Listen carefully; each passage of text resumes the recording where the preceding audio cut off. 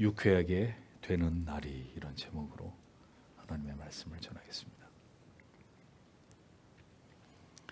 안진뱅이를 고쳤던 이적을 통해서 베드로는 유대인들에게 두 번째로 설교를 시작하고 있었습니다.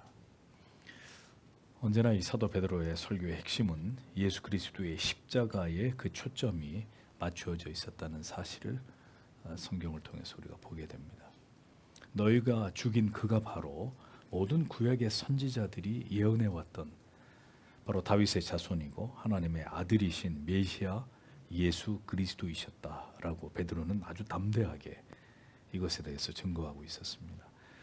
예수 그리스도를 증거하는 일은 이렇게 성령의 강림을 통해서 사도들이 받은 이적과 그 능력의 그 놀라운 권능을 통해서 무엇보다도 성령을 받은 하나님의 사람들의 이 두려움 없이 담대하게 이것을 외치는 십자가에 피 묻은 복음을 통해서 힘있게 퍼져나가기 시작한 것을 사도행전은 우리에게 분명하게 증언하고 있습니다.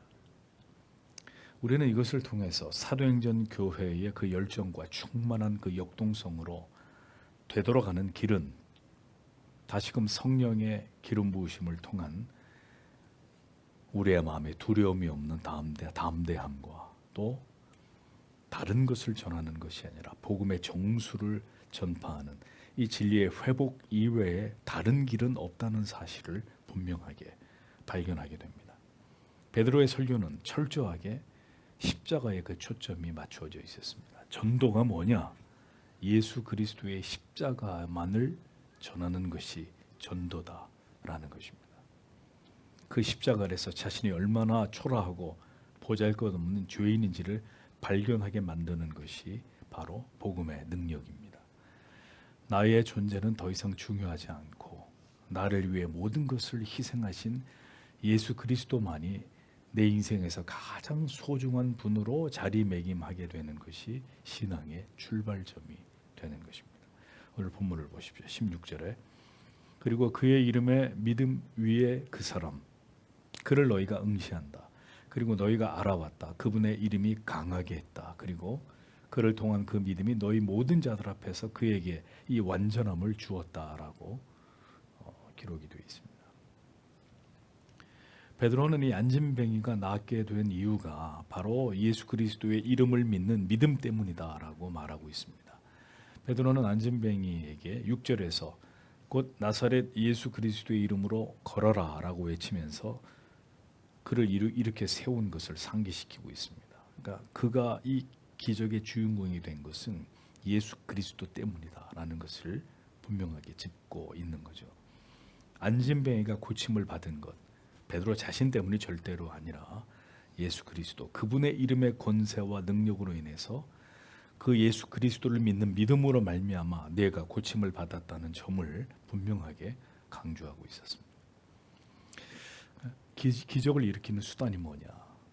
예수 그리스도가 나의 구주 되심을 믿는 믿음, 이것이 기적을 일으키는 수단이고 도구였다는 것을 보여주는 것입니다. 오늘도 구원 얻을 자에게 하나님이 주시는 것이 무엇입니까? 믿음입니다. 하나님은 믿음을 선물로 주시고 그 믿음을 통해서 영혼을 구원하시는 일을 지금도 행하고 계십니다. 또 그 믿음을 통해서 하나님의 놀라운 일들을, 기도의 응답을 우리 안에서 이루십니다. 성도 여러분, 누군가의 기도를 받거나 누군가의 안수를 받아서 내 병이 낫고 내 문제가 해결되기를 바라는 것은 아주 어린아이 같은 유치하고 무지한 신앙입니다. 물론 믿음이 연약한 자를 위해서 안수할 수도 있고 기도할 수도 있는 이런 일들은 가능하지만 성경은 그래서 사사로이 안수하는 것을 금하고 있지 않습니까? 우리에게 믿음이 있다면 하나님은 우리에게 말씀하시는 거죠. 네 믿음을 가지고 네가 하나님 앞에 기도하라는 것입니다. 믿음으로 우리는 오늘도 하나님의 살아 역사하시는 것을, 그분이 우리의 삶 가운데 함께 하시고 나의 작은 신음소리 같은 기도에도 응답하신다는 것을 경험할 수 있다고 분명히 말씀하고 있는 겁니다. 하나님 앞에 나아가는 우리는 예수의 이름과 그 이름의 권세와 능력을 의심 없이 우리가 믿고 있는지에 대해서 내 자신에게 끊임없이 질문을 던져야 합니다. 우리의 구원자가 되시는 예수 그리스도에 대한 확고한 믿음이 있을 때 우리는 그 무엇도 두려워할 이유가 없는 자들이 될 수 있는 것입니다. 그분이 모든 것을 온전하게 하시고 새롭게 하시고 우리의 쓸 것을 채우시고 우리를 진리의 올바른 길로 인도하심을 믿는 것, 주님이 우리에게 제일 원하시는 것이 바로 이것입니다. 믿음은 이와 같이 하나님께서 우리를 통해 역사하시게 하는 동인이 됩니다. 예수로 말미암아 난 믿음이 너희 모든 사람 앞에서 이같이 완전케 낫게 하였느니라. 베드로가 정확히 얘기하잖아요. 예수로 말미암아 난 믿음이 너희 모든 사람 앞에서 이같이 이 사람을 완전히 낫게 한 것이다. 예수로 말미암아 난 믿음, 분명하게 성경이 말씀합니다. 그러니까 믿음을 주시는 이가 누구냐? 예수 그리스도이시다라는 것이죠. 주님은 오늘도 믿음을 주셔서 그 믿음을 가진 자 안에서 하나님의 모든 역사를 이루어 가십니다. 오늘 그렇기 때문에 모든 하나님의 자녀들이 하나님께 나와서 궁극적으로 구해야 되는 게 무엇이냐? 뭘 하나님 앞에 가장 우선적으로 늘 우리가 하나님 앞에 구해야 되느냐? 우리의 삶에 찾아온 모든 시련과 시험과 괴로움과 고통과 아픔 가운데서 뭘 하나님 앞에 구하는 것이 우리에게 1순위가 되어야 되느냐? 주님, 저에게 더 큰 믿음을 주시옵소서. 그것이라는 거예요. 오늘의 이 모든 두려움과 근심과 염려, 이 고난을 능가할 수 있는 믿음을 하나님 저에게 허락해 주시옵소서. 안전뱅이를 일으키신 주여, 오늘 우리의 믿음 없음을 불쌍히 여기시고 더 간절히 당신을 찾으며 당신을 의지하고 신뢰할 마음을 주님 부디 저에게 허락해 주시옵소서 라고 우리는 매일 하나님 앞에 기도해야 합니다. 하나님의 궁극의 목적은 우리는 눈앞에 펼쳐진 여러 문제들을 해결받는 데 있지만 여러 번 여러분들에게 강조해서 말씀드립니다. 하나님의 목적은 그런 것들을 해결해 주시는 데 있지 않고 그 모든 걸 통해서 우리가 더 하나님을 찾고 부르짖고 하나님을 신뢰하게 만드는, 하나님에 대한 절대적 믿음이 우리 안에서 무쇠처럼 단단해지는 것을 하나님이 우리에게 원하신단 말이에요. 그러니까 믿음을 불어넣기 위한 모든 과정이요, 수단으로서의 오늘도 우리의 삶에 일어나고 있는 모든 크고 작은 고난과 시련과 역경들이라는 것을 여러분들이 분명하게 이해하셔야 됩니다. 모든 고난을 우리에게 주시는 목적은 단 하나, 하나님을 깊이 경험하게 함으로 우리의 믿음이 견고해지기를 하나님이 원하시기 때문이다. 하나님을 향한 진정한 믿음이 있는 성도의 가정, 그 교회를 하나님은 반드시 사용하십니다. 그러니까 먼저 우리를 사용하시려니까 우리에게 믿음을 불어넣는 일이 필요하고, 그 믿음은 가만히 그냥 입 벌리고 있으면 떨어지는 감처럼 그런 차원이 아니라 연단을 받아야 되는 거죠. 연단을 받으면서 우리가 우리의 믿음이 강화되고, 그렇게 믿음이 강화되었을 때 믿음 있는 그를, 그 성도를, 그 성도의 가정을, 그들이 모인 교회를 통해서 하나님은 하나님의 일들을 이루어 가시는 분이시라는 겁니다. 17절에 형제들아 라고 베드로가 유대인을 부르고 있죠. 그런데 저 위에 12절에서는 이스라엘 사람들아 이렇게 말했습니다. 자, 호칭의 변화가 2장에서도 드러납니다. 2장 22절에 이스라엘 사람들아 라고 시작된 설교 가운데 이렇게 유대인들을 호칭하던 베드로가 29절에 가면 또다시 형제들아 이렇게 호칭이 변경돼서 사용하고 있는 것을 볼 수 있습니다. 자, 예수를 알기 전과 알고 난 이후에, 죄를 회개하기 전과 이제 죄를 회개하고 하나님의 자녀가 된 이후에 그들의 신분이 변화되었고, 자신이 죄인임을 고백한 자들은 이제 그리스도 예수 안에서 그들을 달리 대우하고 있는 이 베드로의 의지가 이 호칭의 변화를 통해서도 분명히 드러나고 있습니다. 누구든지 예수를 구주로 영접하고 자기가 죄인임을 자백하고 그 죄를 회개하여 새 사람을 입을 때 그 사람은 이제 더 이상 남이 아니라는 거죠. 그리스도 안에서 형제요 자매가 되었다는 사실을 베드로는 그의 호칭 속에 담아서 그 차이를 설명하고 있었던 것을 보여줍니다. 이어 말하기를 17절에 또한 이제 형제들아 나는 너희가 무지를 따라서 행했다는 것을 알아왔다. 또한 마치 너희 통치자들처럼 직역을 하면 이런 뜻입니다. 자, 형제들아라고 말하면서 지금 베드로의 억양이 다소 부드러워지고 있습니다. 그러니까 이게 무슨 얘기를 지금 하고 있는 것이냐? 너희들이 예수님을 십자가에 못 박아 죽인 사실이 너희들의 무지 때문이라는 것을 나는 잘 알고 있다. 이렇게 굉장히 좀 그들이 예수님을 죽인 사실에 대해서 이것을 충분히 이해하는 듯한 인상을 베드로가 주고 있는 것을 보게 됩니다.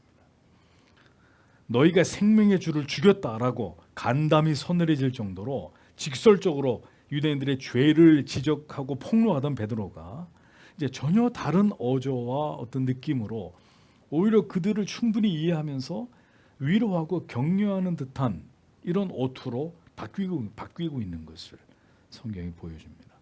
너희가 바로 죄 없는 예수를 죽인 장본인들이다. 그러나 이 모든 것은 그들의 무지 때문이었다고 나는 생각을 한다. 이렇게 베드로는 지금 복음을 전하면서 강약을 섞어서 채찍과 당근을 병행하면서 그들에게 복음을 전하고 있었습니다. 자, 그렇게 하는 이유가 무엇 때문일까요? 그들로 하여금 자기의 죄를 깨달음과 동시에 용기를 내서 그들의 죄인임을 그리스도 앞에 나와서 스스로 자백하게 만들기 위해서 베드로는 지금 강약을 적절히 사용하면서 복음을 전하고 있었습니다. 하나님께서 다 아신다는 사실을 강조하면서 그의 자비와 긍휼 앞에 자기들의 죄를 인정하고 하나님의 긍휼을 구할 것을 종용하고 있는 이런 베드로의 설교를 볼 수 있습니다.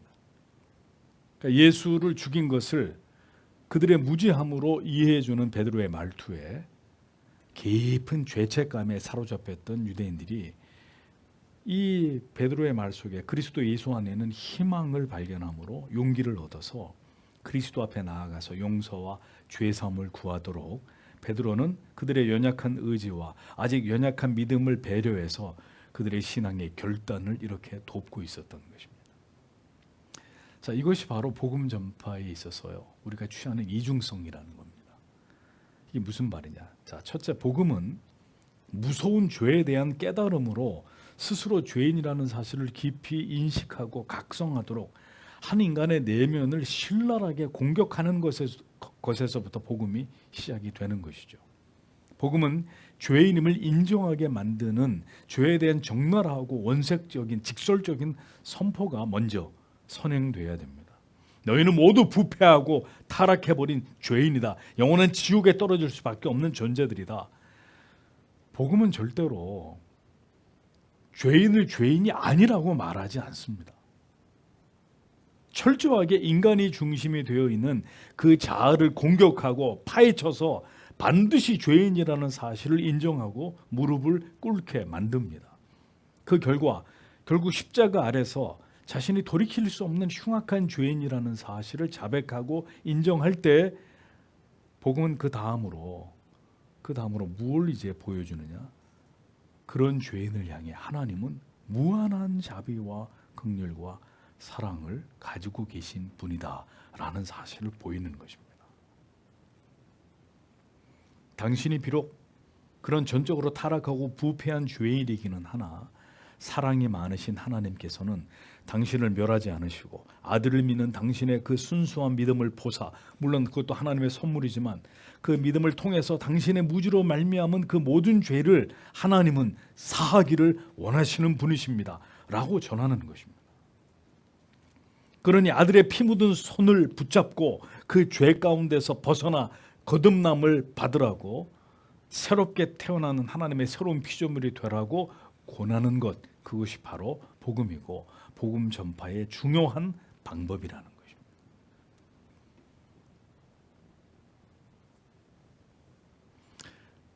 오늘날 설교의 문제점은 그들이 모두 죄인이라고 설교하지 않는 것입니다. 오늘 지금의 한국 교회의 강단은 죄를 지적하지 않습니다. 왜 목회자들이 강단 위에서 분명하게 죄를 선포하지 못하는 걸까요? 자기들이 죄를 짓고 있기 때문입니다. 그리스도인들은 왜 세상의 죄를 분명하게 그리스도인들이 질타하지 못하는 것일까요? 그리스도인들 자신들이 모든 죄의 한복판에 있기 때문에 죄를 말하지 못하는 것입니다. 바로 이 같은 이유에서 이제 참된 복음이 점점 교회 안에서부터 소멸되어 가고 있는 것입니다. 죄를 지적하지 않는 설교, 모든 죄인들에게 유일한 소망이 되시는 예수 그리스도의 십자가가 울려 퍼지지 않는 교회에서는 절대로 죄인의 돌이킴도 회개도 있을 수 없습니다. 그러니 오늘날은 회심하지 않은 그리스도인들, 그냥 교인들로 교회가 가득 채워지는 일들이 비일비재할 수밖에 없는 것입니다. 그런데 그렇게 죄에 대한 고발과 정죄만 있으면 그러면 복음이 선포되는 것이냐? 그것도 아니라는 거죠. 싸매고 다시 하나님께 나아가서 죄를 자백하고 죄 사함을 받도록 격려하고 그 길을 자상하게 인도하는 죄인을 향한 긍휼도 반드시 필요하다는 것입니다. 베드로는 그들을 격려하면서 그들 모두 예수 죽인 죄인임을 스스로 자백하도록 돕고 있었습니다. 처음에는 너희들이 바로 죄 없는 예수를 죽인 장본인들이야 라고 얘기해 놓고 그 다음에는 그런데 그런 너희들이 그렇게 하나님의 아들을 죽인 것은 구약에 예언된 수많은 선지자들에 대한 그 예언에 대한 무지 때문이었다는 것을 나는 이해한다. 너희가 잘 몰랐기 때문에 하나님의 아들을 죽인 것이다. 그러니 지금이라도 그 사실을 인정하고 하나님 앞에 나아가서 그들의 죄인됨을 하나님 앞에 인정하면 된다. 이렇게 지금 베드로가 복음을 전하고 있었던 것입니다. 예수의 죽으심에 어떤 하나님의 섭리가 있었는지를 계속해서 이어서 베드로가 설명을 하고 있죠.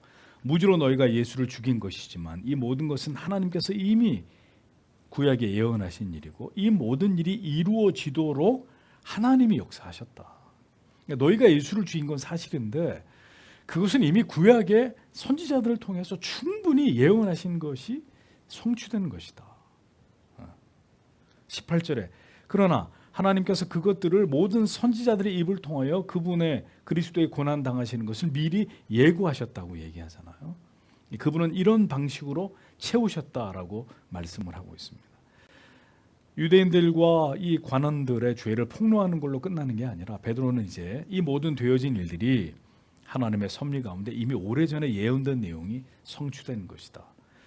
예수 그리스도의 십자가의 순환의 사건은 이미 구약의 선지자들을 통해서 예언되었던 사실이고 따라서 유대인들의 메시아에 대한 증오와 배척과 예수 그리스도의 순환과 십자가의 죽음과 부활 그 모든 일 또한 죄인들을 구원하시기 위한 하나님의 계획되어진 일들 속에서 진행되었던 일이다라고 자상하게 베드로는 유대인들에게 이 그리스도의 십자가와 관련된 하나님의 놀라운 구속의 섭리를 자세하게 설명해 주고 있었던 거예요. 예수의 죽으심과 그 부활은 그대들이 알 수 없는 하나님의 놀라운 계획과 경륜 속에서 진행되고 이루어진 놀라운 예언의 성취였다는 사실을 베드로가 강조하고 있습니다. 이것이 하나님의 신묘막측하심이라는 거죠.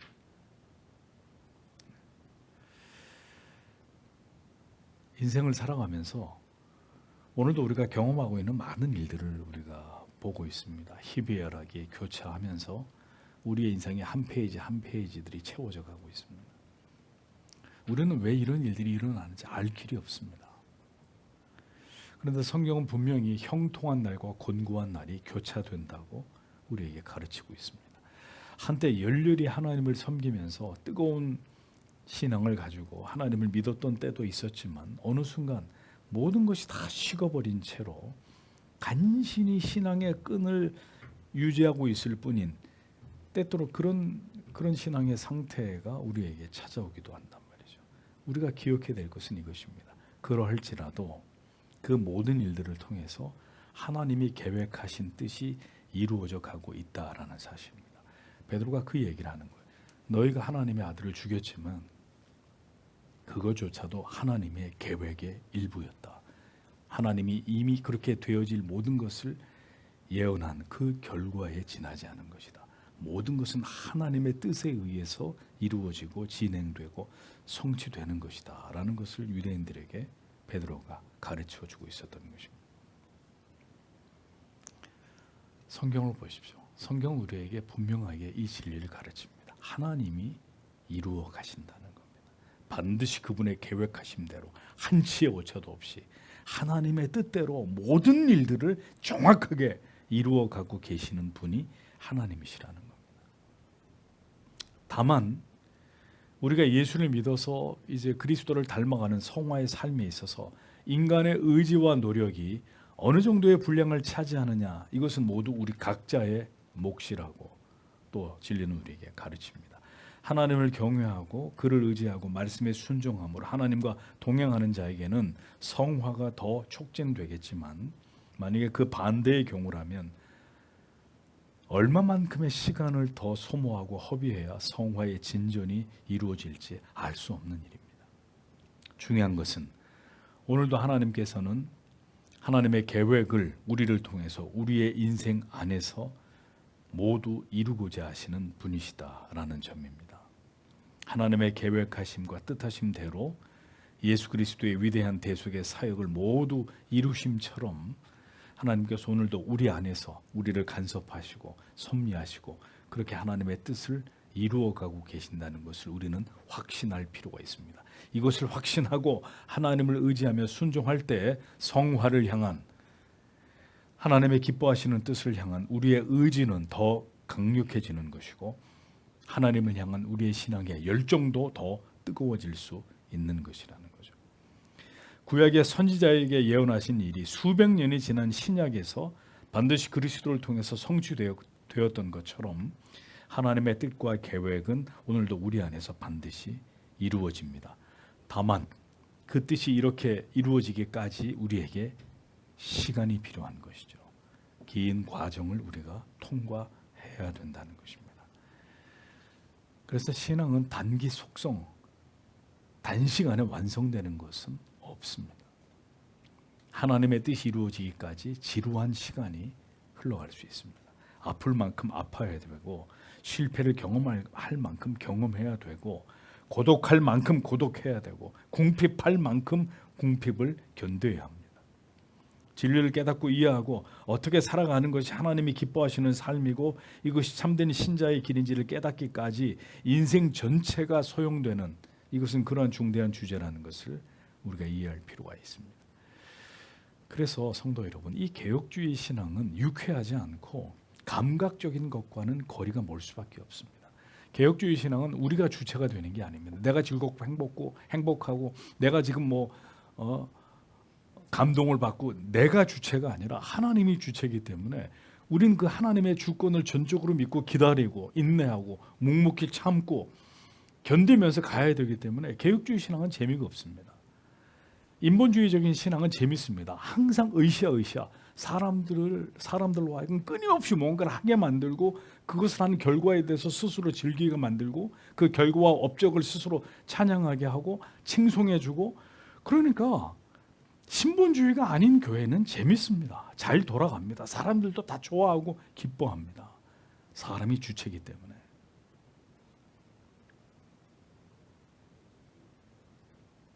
개혁주의는 다른 어떤 방편과 인본주의적인 어떤 효과들을 모두 배격하고 오직 하나님의 말씀만을 의지하고 붙잡은 채로 실로 긴 시간 동안 외롭고 투박한 신앙의 사투를 벌려나가기를 요구하는 것이 개혁주의 신앙입니다. 하나님이 하신다라는 것을 붙들고 걸어가는 것입니다. 묵묵히 입을 다물고 하나님이 하신다는 것을 믿고 오늘도 좁은 길을 걸어가야 되는, 이것이 바로 신본주의의 개혁주의 신앙입니다. 그러니까 어려운 거예요. 쉽게 보고 듣고 체험하면서 기복을 강조함으로써 쉽게 동기를 유발시키는 이런 식으로 신앙을 부추기지 않는단 말이죠. 개혁주의 신앙. 무엇인가 보여주고 들려주고 뜨거운 것을 체험하게 해주면서 마침내 하나님이 복을 주실 것이라고 이렇게 격려해주면 신바람이 나는데, 언제나 말씀을 통해서 그것은 주님이 기뻐하시는 삶이 아닙니다. 자기 자신을 해체시키십시오. 자기를 부인하십시오. 낮아지십시오. 주님과 함께 고난 받으십시오. 지루하리만큼 진리와 이 원칙만을 고수하고 이것을 강요하는 것처럼 개혁주의는 그렇게 들린단 말입니다. 그래서 많은 교인들이 결국은 그 자리를 이탈하는 거예요. 재미가 없거든요. 기억하십시오. 말씀만 붙들고 살아간 그 긴 세월 동안 무수한 실패와 좌절 속에서 그때마다 다시 일어나서 말씀을 붙들고 씨름하는 긴 시간을 통해서 우리 안에 구원의 확신과 성화를 진전시켜 나아가는 것이 바로 올바른 개혁주의 신앙의 참된 모습입니다. 우리의 모든 믿음의 선진들이 그 길을 따라 신앙의 정도를 걸어갔습니다. 우리가 변칙을 쓰면 안 됩니다. 편법을 이용해서는 안 됩니다. 시류에 영합해서 보다 쉽고 편한 길로 가고자 해서는 안 됩니다. 거기는 함정이 있습니다. 말씀을 통한 은혜의 깨달음과 그리고 이것을 지켜 살아가고자 하는 노력이 오랜 시간 버무려지면서 결국 성숙한 믿음을 만들어내게 되는 것입니다. 쉬운 것은 금방 그 결과를 보게 되는 것은 절대로 올바른 신앙이 아닙니다. 베드로가 이것을 설명하는 거예요. 너희들의 모든 이 모든 일들이 그 오래 전부터 하나님의 계획 속에서 면밀히 이루어진 일들이다. 하나님이 모든 것을 하시는. 따라서 이 예수를 믿는 너희의 모든 삶도 하나님이 주관하실 것이다. 이것이 베드로가 이야기하려고 하는 핵심이었습니다. 이어서 말합니다. 자, 이 모든 것이 죄인을 구원하시고자 하시는 놀라운 하나님의 섭리와 계획하심이었음을 밝히면서 자, 이것을 안다면 뭘 해야 될지를 19절에 설명합니다. 그러므로 너희는 마음을 바꾸어라. 그리고 너희는 너희의 죄들이 씻어 버려지는 것에게로 돌아가라. 라고 지금 베드로가 말합니다. 자, 그리스도를 통한 구속이 이미 구약에서 예언되었고 그리스도를 통해 그 계획이 실현되었지만 죄를 청산하는 문제는 결국 자기 자신들의 결단과 의지에 달려있는 문제라는 사실을 베드로가 밝히고 있습니다. 죄인은 이 하나님께서 보여주신 사랑 앞에 지체하지 않고 회개함으로 자신의 죄인임과 자신이 범한 모든 죄를 하나님 앞에 철저하게 회개하는 길만이 그가 살 길이라는 것을 베드로가 분명하게 전하고 있습니다. 너희가 회개하고 너희가 돌이켜 너희 죄 없이 함을 받으라 라고 분명하게 촉구하고 있잖아요. 자, 그러니까 여기서 보십시오. 분명히 하나님이 다 하신다고 해놓고 베드로는 여기서 너희가 회개하고 너희가 돌이켜 너희 죄 없이 함을 받으라. 이제는 마치 그들이 무언가를 해야 되는 것처럼 이야기합니다. 자, 보십시오. 모든 구원의 길은 예비되어 있습니다. 이제 필요한 것은 하나님께서 계획하시고 성자 예수께서 완성해 놓으신 그 구원의 길을 회개함으로 죄 사함을 받음으로 그 길을 걸어가기만 하면 됩니다. 자, 그러니까 하나님은 우리를 위해서 모든 걸 예배해 놓으시고 그것을 우리에게 주기를 원하신다. 그러니까 뒷짐지고 아무것도 하지 말고 가만히 있어라 라고 성경은 말하지 않고 그 모든 것을 너희들이 들었고 믿고 알고 있다면 이제 그 모든 복음의 위대한 진리를 너희 것으로 취하기 위해서 결단하라는 겁니다. 이같이 하면이라고 말씀하고 있죠. 이렇게 하나님께서 열어놓으신 길을 자신이 죄인됨을 고백하면서 그리스도에게만 이 소망이 있음을 알고 돌이키는 그자, 이게 참 어려운 거죠. 그것도 하나님이 아시는 거지만 우리에게 말합니다. 그것을 안다면 그렇게 하는 것이 믿음이다. 그렇게 하는 사람이 신자다. 그러니 그렇게 해야 된다고 얘기하는 거예요. 자, 그렇게 하는 자들에게 유쾌하게 되는 날이 주님 앞으로부터 이르게 된다고 성경이 말씀합니다. 이 유쾌하게 되는 날은 바로 주님의 영광스러운 재림의 날. 또 한 가지는 마침내 예수 그리스도를 구주로 믿음으로 말미암아 영원한 죄로부터 해방되는 날을 이중적으로 의미하는 것이죠. 자, 왜 주님이 재림하시는 날을 유쾌하게 되는 날이라고 말씀하고 있느냐? 성도에게는 그 날이 가장 즐거운 날이 될 수밖에 없기 때문입니다. 결국 주님이 다시 오셔서 오직 믿음으로 하나님을 신앙하며 살아온 자와 하나님을 부인하고 예수 그리스도의 십자가의 은혜를 외면한 자들에 대해서 철저한 심판이 이루어지는 그날이 성도에게는 가장 최고로 즐겁고 감격적이고 영광스러운 날이기 때문에 성경이 그날을 유쾌하게 되는 날이라고 표현하고 있습니다.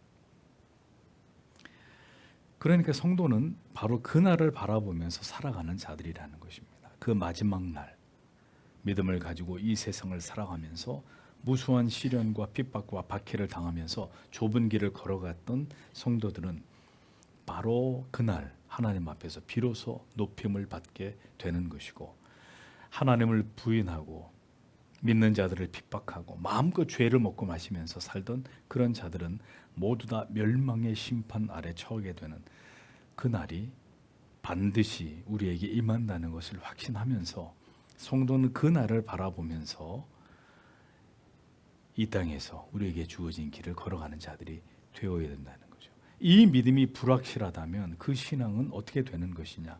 그날이 만약 오지 않을 것 같으면 우리는 가장 억울하고 원통한 사람들이 될 수밖에 없습니다. 이 세상에서 가장 불행한 사람들이 될 뿐입니다. 20절에는 이어서 예수님의 재림에 대해서 말합니다. 그렇게 하기 위하여 아마도 해방의 기회들이 주님의 얼굴로부터 왔을 것이다. 그리고 그분이 결정했던 분 예수 그리스도를 아마도 너희에게 보내셨을 것이다 라고 적고 있습니다. 마침내 때가 되면 하나님께서는 반드시 다시 예수 그리스도를 이 땅 가운데 보내시게 된다. 그날이 올 것이다 라고 말씀하고 있습니다. 베드로는 유대인들에게 복음을 전하면서 그 복음의 시작부터 끝까지 이야기하고 있습니다. 너희의 신앙의 마지막은 무엇인지 아느냐? 다시 오실 그리스도를 너희가 배웁게 되는 것이다. 그러니까 신앙은 예수를 믿는 처음 그 순간부터 우리의 궁극의 끝을 바라고 소망하면서 그 믿음의 길을 가는 것입니다. 차차 가면서 알게 되는 게 아니라 우리의 시작과 끝을 다 알고 우리의 신앙이 출발하는 것이라는 거죠. 신앙은 종말을 바라보는 것입니다. 신앙은 절대 현세에 머물러 있지 않습니다. 마지막 날, 주님이 다시 오게 될 그날을 바라고 소망하면서 오늘을 살아가는 것, 그것이 바로 신앙입니다. 다시 오기로 예정되신 그리스도, 그 재림을 기다리는 것이 바로 궁극의 신앙의 목표라는 것을 베드로의 설교는 우리에게 보여주고 있습니다. 하나님께서 다시 예수 그리스도를 이 땅 가운데 심판의 주로 보내실 것, 거기까지를 믿는 것이 신앙이라는 것입니다. 주님의 오심은 바로 우리를 위하심입니다. 너희를 위하여 예정하신이라고 기록되어 있죠. 그분은 이 땅의 모든 하나님의 자녀들, 구속함을 받아서 하나님의 자녀가 된 이후로 이 땅 가운데서 그리스도를 닮아 의로운 삶을 살아가기 위해서 신앙을 지키면서 한평생토록 그렇게 수고하고 믿음의 길을 달려왔던 자들에게 충분한 보상을 주시기 위해서 주님은 바로 그 성도들을 위해서 다시 재림하신다라고 성경은 분명하게 말씀하고 있습니다.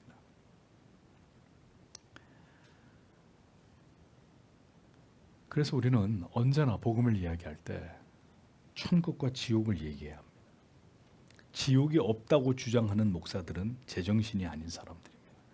천국이 없고 지옥이 없다면 우리의 모든 믿음도 다 헛된 것일 뿐이잖아요.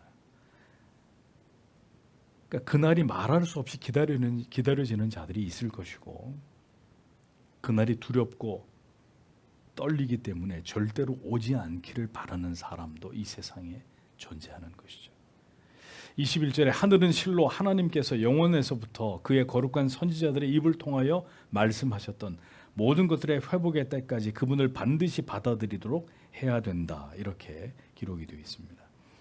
여기서 만유를 회복하실 때란 바로 주님의 재림의 때를 의미하죠. 하늘이 그를 받아둔다라는 의미는 그 심판의 날이 오기까지 주님께서는 하나님의 보좌 우편에서 그 날을 기다리고 계실 것이다 라는 뜻입니다. 반드시 모든 것을 신원하시기 위해서 주님이 이 땅에 다시 오신다라고 베드로는 힘주어서 강조합니다. 다만 그분께서는 지금 하늘에 계시고 그 날을 기다리고 계시기 때문에 이 땅에서 살아가는 성도들에게 그 주님이 멀리 계시는 것처럼 느껴질 수 있다는 것이죠. 언제 그 주님이 다시 오실까? 너무 막연하고 까마득하게 여겨질 수도 있을 것입니다. 하지만 성경은 분명히 그 날이 오래 지체되지 않고 반드시 우리에게 임한다고 말씀하고 있습니다.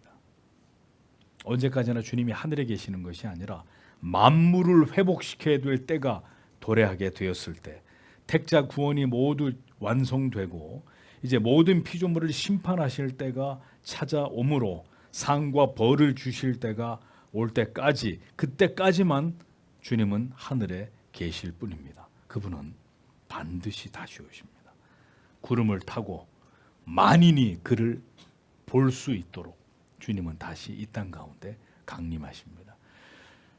그러므로 오늘의 우리의 신앙은 무엇이냐? 결국 그 마지막 날을 바라보는 것입니다. 예수의 재림을 맞이하는 것까지가 신앙 안에 포함되는 것이다 라는 거죠. 베드로는 구약에 예언된 메시아와 그리고 장차 재림의 주로 다시 오실 메시아, 예수님에 대해서 A부터 Z까지 그 모든 것을 상세하게 유대인들에게 설명하고 있습니다. 너희가 죽인 메시아, 그는 구약에 예언되어 있는 메시아인데 그분은 지금 하늘에 계시고 그 하늘에 계시던 그 주님이 너희를 위해서 반드시 이 땅에 다시 오신다. 유대인들에게 베드로는 이 예수 그리스도라는 주제에 관해서 처음부터 끝까지 이 모든 것을 그들에게 상세하게 전하고 있었습니다. 자, 이게 왜 베드로의 설교가 중요하냐? 예수 그리스도가 누구이신지를 아는 것이 신앙에서 제일 중요한 주제이기 때문입니다. 제가 여러분들에게 말씀드리는데 예수님을 자꾸 이상한 존재로 비유해서 오늘날의 신학이 그렇게 예수님을 풀어서 적용하는 것은 아주 혐오스러운 일입니다. 예수님은 훌륭한 CEO도 아니고 훌륭한 인권운동가도 아니고 예수님은 문화사역자도 아닙니다. 오늘날 교회가 이 신학이 부재하기 때문에 마음대로 자기들이 떠들고 싶은 대로 예수님에 대해서 묘사하고 예수님에 대해서 그렇게 설명을 하는데 다 정신 나간 짓이고, 예수님에 대한 성경의 가르침은 딱 하나입니다. 그분은 우리의 죄를 대신하기 위해 이 땅에 오신 모든 죄인들의 구세주이시고 또한 그분은 이 땅에 심판의 주로 다시 오실 재림주이시다. 이것이 예수님에 대한 성경의 소개의 핵심입니다. 그러므로 예수가 누군지를 분명히 아는 것이 올바른 신앙의 뿌리다라는 것을 오늘의 성경은 우리에게 가르쳐 주는 것입니다. 신앙은 이 현실에 뿌리박고 있지만 신앙은 내세까지를 지향하는 것이다. 그 궁극의 미래를 바라보는 것이 신앙이다. 그날이 오기까지 오늘도 하나님의 우편 보좌에 계시면서 우리를 지켜보시고 우리를 위해 중보하고 계시는 그분이 우리의 주님이시다. 성경은 오늘도 우리에게 이것을 손가락으로 짚어서 가르쳐주고 있는 것입니다. 지금은 하늘에서 잠시 대기하고 계신 주님으로 성경은 주님이 거하시는 곳을 묘사합니다. 하늘의 주님을 잠시 받아서 모시고 있다고 말씀하고 있습니다. 그러나 마침내 때가 되면 가장 영광스러운 엄유하신 모습으로 주님은 이 땅 가운데 재림하신다고 성경은 말씀합니다. 그러므로 이 소망을 굳게 붙드는 여러분들이 되십시오. 죄를 회개하고 예수를 믿은 모든 자들에게 가장 감격스럽고 기쁜 날은 이 땅에서 우리의 기도가 응답돼서 우리의 모든 것들이 잘 되는 그것은 영원한 기쁨에 대한 예행 연습, 맛보기 정도에 불과한 것이고, 우리에게 가장 기쁘고 감격스러운 날은 우리의 신랑 되신 주님을 우리가 다시 영접하게 되는 주의 재림의 날이 될 것입니다.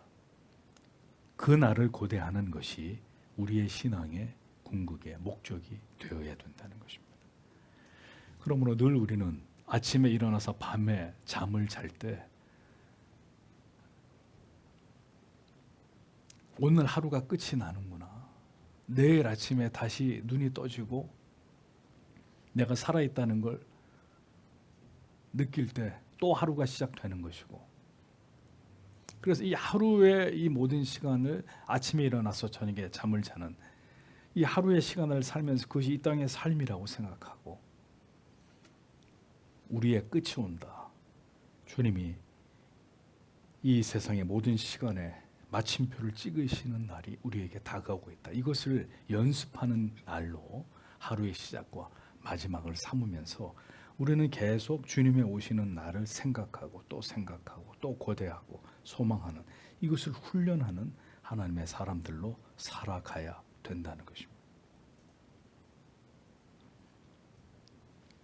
마지막 때에 어떤 신앙으로 우리의 믿음을 무장할까요? 도대체 성경의 이 많은 말씀 가운데 어떤 말씀을 굳게 붙들고 주님, 이 믿음, 이 소망, 이 약속 변치 않고 이것을 붙들게 해주십시오라고 기도하겠습니까? 어떤 기도의 제목을 가지고? 반드시 주님은 다시 오십니다. 저는 다시 오실 그 주님을 바라고 소망하고 확신합니다. 이거 붙들고 끝까지 가는 것입니다. 다시 오실 메시아를 대망하는 믿음으로 무장되는 우리가 되어야 합니다. 신앙은 오늘의 문제만 국한되는 것이 절대로 아닙니다. 예수는 오늘을 위한 예수만이 절대로 아니십니다. 다시 오실 예수, 역사의 종결자이신 예수, 영원한 천국과 지옥으로 심판하실 예수, 오늘 우리는 그 어느 때보다도 예수 그리스도에 대한 분명한 지식과 깨달음으로 무장하면서 이 마지막 때를 살아가는 자들이 되어야 합니다. 언제 우리의 생명이 연기처럼 증발될지 알 수 없습니다. 하나님이 언제 어떻게 우리의 생명을 이 세상에서 취하실지 알 수 없는 세상을 지금 우리는 살아가고 있습니다. 이 진리의 말씀으로 무장하면서 마지막 날이 도래한다. 영적인 긴장을 늦추지 않고 살아가는 우리들이 되어야 되리라고 믿습니다. 유쾌하게 되는 날, 그날을 모두가 영광스럽게 맞이할 수 있게 되기를 우리의 제1의 주이신 예수 그리스도 이름으로 여러분 모두에게 축복합니다. 오늘도 주신 말씀을 생각하면서 하나님 앞에 간절히 기도하도록 하겠습니다.